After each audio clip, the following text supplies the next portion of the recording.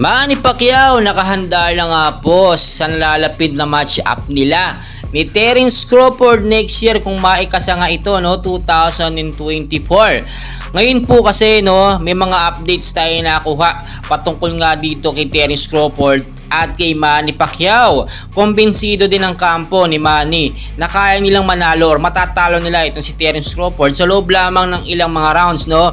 Pero kabaligtaran naman ang sinasabi ng kampo ni Terence Crawford. Ito daw si Manny Pacquiao ay kayang-kaya daw nilang pabagsakin sa loob lamang ng mga 3 rounds, no, dahil medyo may edad na nga po ito at madali nang pabagsakin. Kaya naman nakita natin mainit ang sagutan ng bawat kampo. Hindi na ito pwedeng ikansela, bagkos dapat ituloy na ito at ikasa na. Ngayon ka po kasi, no, may mga updates tayo nakuha based na rin sa mga source natin, no. Nagpirmahan na ng kontrata, no, itong si Terence Crawford at si Manny Pacquiao at talagang posible nang maikasa na ang kanilang matchup sa 2024. So, pang mangyayari po dito, dapat ngayon pala mag-start na mag-training na matindi itong si Terence Crawford. Siyempre pati si Manny Pacquiao, no, kahit alam naman natin 8 division legendary boxer yan, siyempre kailangan niya ng matinding training para matapatan itong medyo batang boksingero na si Terence Crawford. Biruin po ninyo, no, malaking parte o malaking pera talaga ang mangyayari dito, no, mapupunta kay Manny Pacquiao.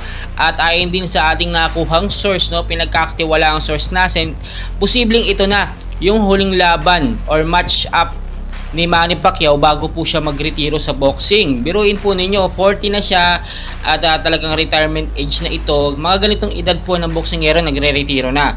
Hindi na kasi pwedeng tumanda pa tapos lalaban ka. Ay kapag ka natamaan ka ng solid sa mukha, posibleng ikasawi, no, or ikamatay ng isang boksingero kapag ka ganong edad na.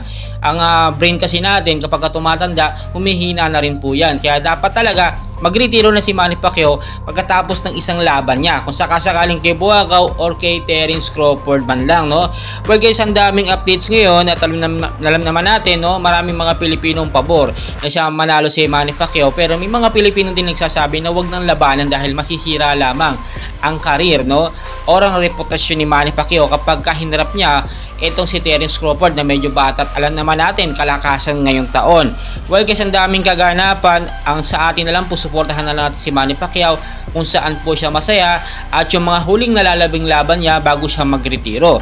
And please, huwag niyo pong kalimutan mag-like and subscribe para updated po kayo sa ating mga boxing event dito po sa Pilipinas